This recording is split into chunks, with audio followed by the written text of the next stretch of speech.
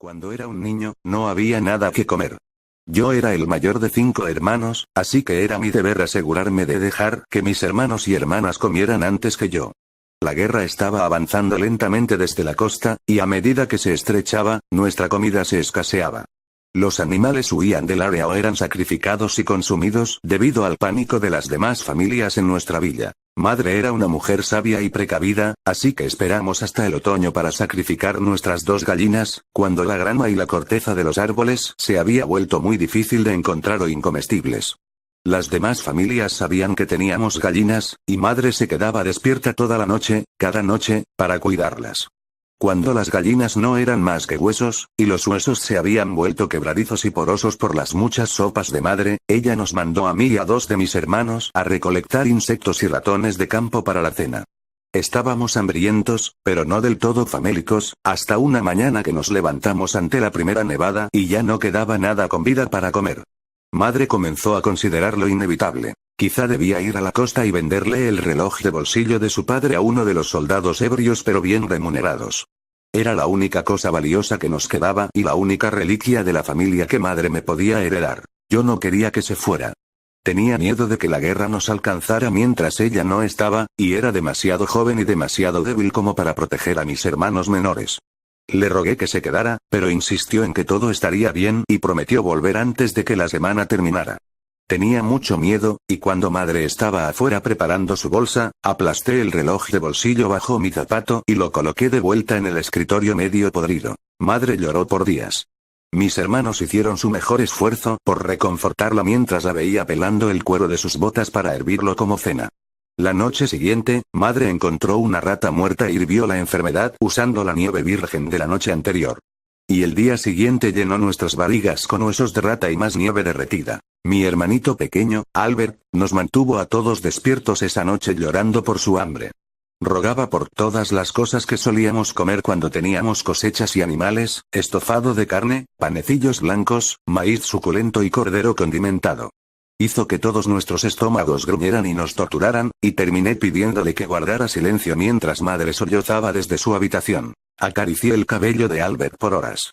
Él se quejó hasta que la luz tenue del amanecer se coló por nuestras cortinas andrajosas. Podía escuchar a madre en su habitación retocando el reloj. El hambre había desgastado mi miedo a los soldados desde hace mucho, y recé silenciosamente que lograra repararlo. Madre trabajó en el reloj de bolsillo durante todo el día y hasta la noche. Celia había encontrado grillos muertos en las paredes de una pastelería abandonada, y mientras los comíamos, madre emergió de su habitación. La sonrisa en su rostro fue una que casi había olvidado, pues no la había visto desde el día en que nació mi hermana. Nos dijo que había reparado el reloj de nuestro abuelo y que había oído de un campamento de soldados que estaba cerca. 3 días, nos prometió. 3 días, y regresaré con zanahorias, cordero y panes tan grandes que llenarán sus barrigas por todo un año. Aplaudimos de la alegría y corrimos por nuestro pequeño y sucio patio con un regocijo que parecía ser un lenguaje extranjero para nosotros. Madre dijo que todos debían ayudarme a buscar cosas hermosas con las cuales decorar la mesa del comedor. La mañana siguiente, nos dio a todos un pedazo de caucho de la suela de sus zapatos para que lo masticáramos, y nos mandó en nuestra misión después de habernos dado un beso de despedida y de haber prometido que regresaría antes de que recordáramos que se había ido. Nos divertimos mucho ese día recolectando herraduras y piezas de vidrio roto. Enroscamos pedazos de cordel a través de las cerraduras para colgarlas encima de la mesa y amarramos el vidrio a las puntas, esperando que destellaran bajo la luz de la lámpara. Regresamos a casa mientras el sol se ponía, felices con el trabajo de nuestro día y ansiosos por retomarlo la mañana siguiente. Aún estábamos cerca de la casa cuando lo olí por primera vez. Cebollas, caldo de pollo, cordero condimentado, e incluso caramelos. Corrí tan rápido como pude, lanzando al suelo nuestras decoraciones de mesa en mi búsqueda desesperada de comida. Irrumpí por la puerta de entrada y encontré a madre en la estufa, preparando nuestra cena con una veneración silenciosa.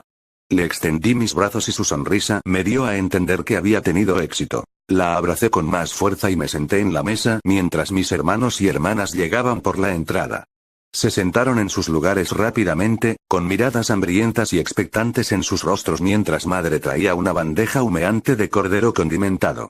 Nos asintió con la cabeza y nosotros llenamos nuestras manos con la carne nutritiva sin siquiera prestarle atención a nuestros platos. Después de la cena, nos mandó a la cama con nuestras barrigas llenas, prácticamente sin haber dicho una palabra desde que la cena fue servida.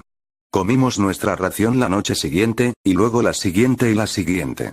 Pero a medida que nuestras reservas de alimentos comenzaron a menguar, pasaba lo mismo con la salud de madre.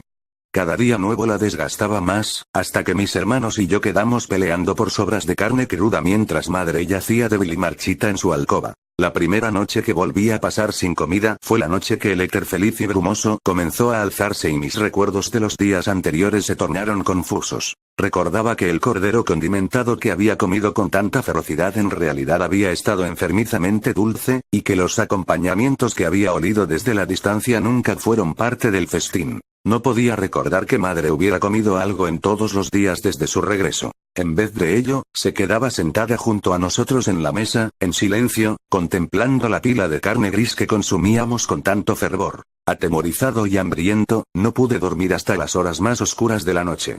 La mañana siguiente, cuando madre emergió de su habitación, le pregunté qué había sido del reloj de mi abuelo, y me dijo que se lo había vendido a un mercader adinerado que estuvo encantado de comprárselo. Luego nos mandó a pelar corteza de los arbustos del bosque. Quizá la razón por la que no comprendí lo que había pasado en ese entonces fue porque era demasiado horrible como para ser considerado, y tenía demasiada hambre. Pero madre murió hace unos días, y, en la muerte, me encomendó la verdad. De su inventario de míseras posesiones, heredé una pequeña caja que no contenía nada más que un reloj de bolsillo roto y brillante. Quizá madre quería que lo recordara todo. La única esperanza de nuestra supervivencia que yo había aplastado bajo mi talón. Su último beso amoroso antes de que nos mandara a recolectar decoraciones para el festín. La carne gris excesivamente condimentada. Y el olor rancio que había comenzado a flotar por debajo de la puerta de su alcoba, volviéndose más punzante con cada día. Madre sacrificó más por su familia de lo que la mayoría se atrevería. Solía lamentarme con que no tendría nada con lo cual recordarla. Ninguna reliquia de la familia que pudiera legarle a mis propios hijos. Pero ahora tengo su reloj de bolsillo, algo que no le puedo dar a mis hijos. No porque el vidrio esté roto. No porque los engranajes estén desencajados. No puedo desprenderme del reloj porque es una maldición que debo soportar, pues el metal brillante y torcido nunca perdió el olor enfermizo de esa carne dulce y grisácea. Cuando era un niño.